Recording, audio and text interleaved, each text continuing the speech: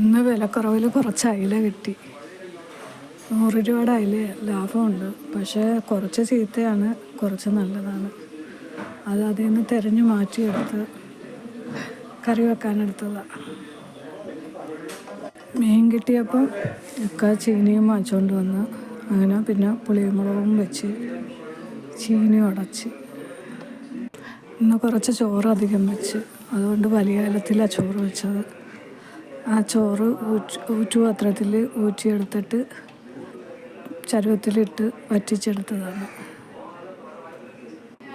മോൻ പറഞ്ഞ് മീൻ നിർത്തി പൊരിക്കാൻ, അതുകൊണ്ട് മീൻ കഷ്ണമാക്കിയില്ല, ഫുള്ളായിട്ട് ഇട്ട് തന്നെ പൊരിച്ചെടുത്ത്. തല കളഞ്ഞ് തല നമ്മളെ പൂച്ചയൊക്കെ കൊടുത്ത്. അവർക്കപ്പം വയറ് നിറച്ച് കഴിച്ചതുകൊണ്ട് അവരും മീൻ തല ബാക്കിയിട്ട് അവിടെ. അതിലായിട്ട് പുളിമുളക് വെച്ചത്. മീൻതല എന്ന് വയറ് നിറഞ്ഞ് നമ്മളെ പൂച്ചക്കുട്ടൻ കുഞ്ഞിന് ഒളിച്ചിരിക്കുന്ന സ്ഥലം കണ്ട. ഞങ്ങൾ നോക്കിയപ്പോൾ ആളിനെ കാണുന്നില്ല, അവിടെ ഒളിച്ച് കിടന്ന് ഉറങ്ങുകയാണ്.